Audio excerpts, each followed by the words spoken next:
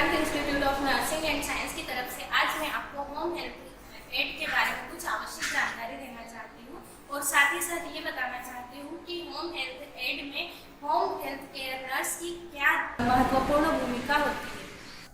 Home health care या home health add उन patient को प्रोवाइड किए जाते हैं जो हॉस्पिटल से पहले डिस्चार्ज हो जाते हैं या फिर बेड रिडन होते हैं। उनको डॉक्टर के द्वारा सलाह दी जाती है होम केयर के लिए। जो क्रिटिकली इल होते हैं, जो अपनी केयर नहीं कर पाते हैं, उस कंडीशन में हम पेशेंट को होम हेल्थ केयर प्रोवाइड करते हैं। अब मैं आपको बताना चाहती हूँ कि होम हेल्थ नर्स की क्या क्या भूमिकाएं, महत्वपूर्ण भूमिकाएं होती है। सबसे पहले नर्स को ये पता होना चाहिए कि जो पेशेंट है उसके वाइटल साइंस मतलब कि जीवित रहने के संकेतों को कैसे असेस किया जाता है, कैसे उनका पता लगाया जाता है कि पेशेंट के जो वाइटल साइंस है वो नॉर्मल है या एबनॉर्मल है, ताकि पेशेंट की कंडीशन या स्थिति के अनुसार उन्हें केयर प्रोवाइड की जाए। साथ ही साथ नर्स को पता होना चाहिए कि वाइटल साइंस के लिए हमें किन किन उपकरणों के बारे में पता होना चाहिए, कैसे उनका उपयोग किया जाता है, क्या क्या उपकरण उपयोगी होते हैं वाइटल साइंस के लिए, जैसे कि स्टेथोस्कोप को हार्ट साउंड सुनने के लिए उपयोग किया जाता है। स्फिग्मोमैनोमीटर, इससे ब्लड प्रेशर मेजर किया जाता है।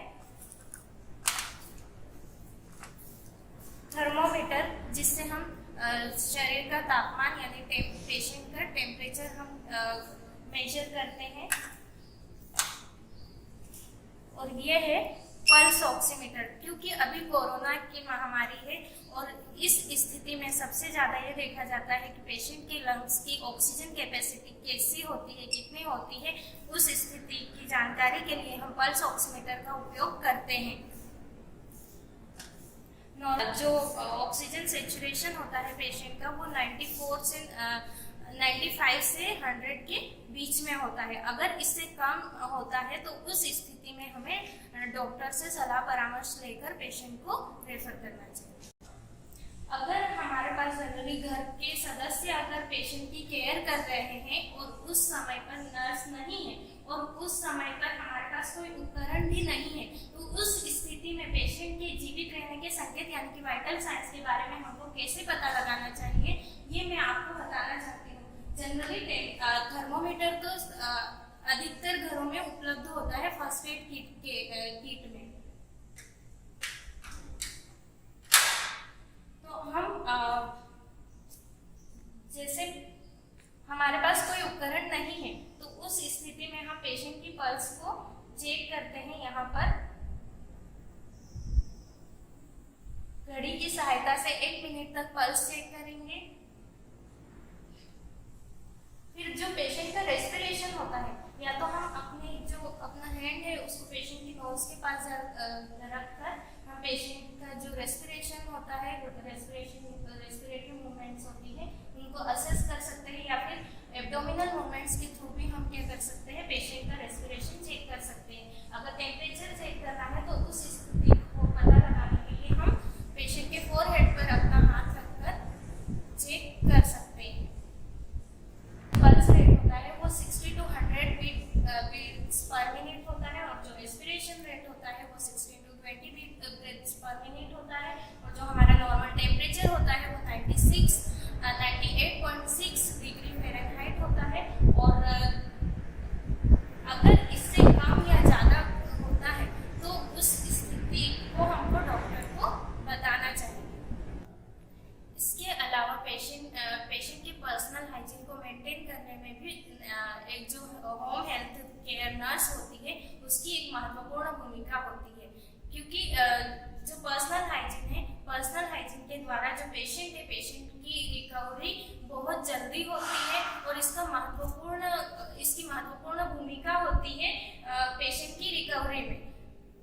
अगर पेशेंट कि हम पर्सनल हाइजीन मेंटेन नहीं करते हैं तो उस कंडीशन में क्या होता है, पेशेंट को इन्फेक्शन होने के चांसेस रहते हैं और पेशेंट की रिकवरी बहुत धीरे धीरे होने लगती है।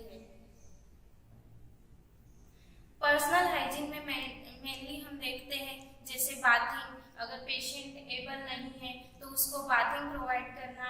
अगर पेशेंट का टेम्परेचर ज़्यादा होता है तो उस कंडीशन में भी हम पेशेंट को स्पंज बाथ प्रोवाइड कर सकते हैं। या फिर जो टेपिड स्पंजिंग होती है, टेपिड स्पंजिंग मतलब कि गीला कपड़ा करके पेशेंट के सिर पर और उन एरियाज पर रखना है जहाँ से टेम्परेचर जल्दी से कम होता है। इसके अलावा पेशेंट की ओरल केयर पर भी ध्यान देना चाहिए। नर्स को पता होना चाहिए कि पेशेंट को ओरल केयर कैसे प्रोवाइड करना है। अगर कॉन्शियस पेशेंट है तो कॉन्शियस पेशेंट को कैसे ओरल केयर प्रोवाइड करना है। अगर पेशेंट अनकॉन्शियस है तो उस कंडीशन में पेशेंट को कैसे ओरल केयर प्रोवाइड करना है। उसके अलावा पेशेंट की बैक केयर और हेयर केयर कैसे प्रोवाइड करना है, क्योंकि जब पेशेंट की ग्रूमिंग मेंटेन होती है, पर्सनल हाइजीन मेंटेन होता है तो उसकी रिकवरी बहुत जल्दी होती है और पेशेंट कंफर्टेबल फील करता है।